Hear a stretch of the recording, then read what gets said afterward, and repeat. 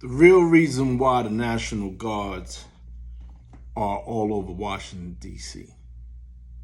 Why is the city under siege by National Guards and FBI and the D.C. police and all forms of law enforcement? Here's the real reason. This is what's called a social experiment, like the COVID, like the quarantine, so on and so forth. So what does this mean to you as the average taxpayer, the regular person that's going about their day to day? What it's doing is starting to make you immune to people with military-sized weapons, tanks, soldiers walking through your streets.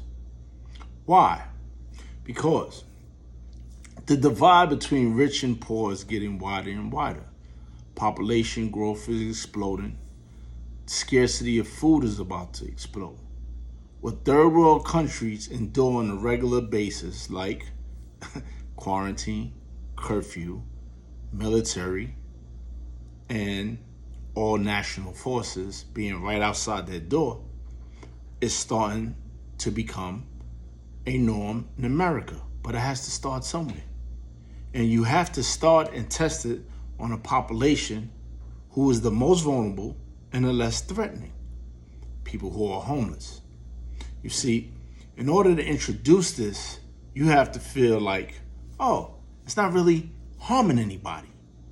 Because most people who walk by homeless people who are starving and sleeping on the street and defecating in the park do not even see them as people anymore. Sort of the same as how they treat people who are incarcerated. They cease to be humans, cease to be people that you have compassion for.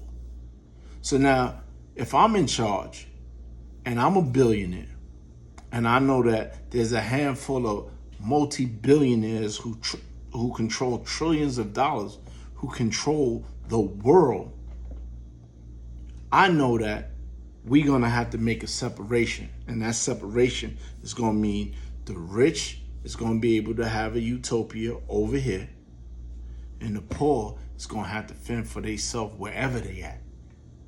So we're gonna have to create zones. In order to create that zone, which is in many, many communities already, especially the gated ones, in those zones is the people who produce jobs, who create wealth for themselves and their friends, i.e. Donald Trump, and they will be buffered and protected. Meanwhile, the guy that works ICE, the Latino that works ICE, is saying, I get to get a mortgage. My family gets to eat. It's okay if I turn all of you in. It's okay if I pull out my baton and beat down an 18-year-old girl who's protesting because I need to feed my family. And you get a few thousands of those. Remember, it was African slaves that started the slaves trade. They didn't industrialize it. They didn't bring it in North America, but they started it. So it's your own people saying, out of poverty, out of desperation, out of this dream that I've been sold, I'm willing to oppress my own, because I don't even identify with you as my people. Sort of like the N-words and black people. They look the same, but they're different. So we look at this siege of Washington, D.C. You start becoming immune to it. Then it will be the siege on Los Angeles, California. Then it will be the siege on Chicago. Then it will be the siege on New York City. And on and on and on, because these National Guards got to earn their money and they got to get paid and they got to provide a better life. And we got to produce some type of industry to make the economy boom. So now you're going to have all the lowlifes in the world who are uneducated, who are ignorant, saying, I'm going to sign up for the National Guard. It's like one big party and I'm getting a check and I'm running around in different states. So now it's going to be people who's either riling up people or people being riled up. So let's go back 3 decades. It was the war on drugs. We're going to build a bunch of prisons. We got to find somebody to put in those prisons so that all our friends are either working in the prison or living in the prison as prisoners. Now that phase has gone out, we're going to attack our citizens.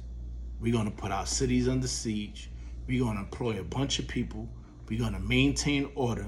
And we're going to get everybody accustomed to military-style weaponry, tanks, militias, and forces right outside their door. We're going to implement curfews. And when a normal citizen who stands up and says, this is not right, becomes incarcerated, it's all right.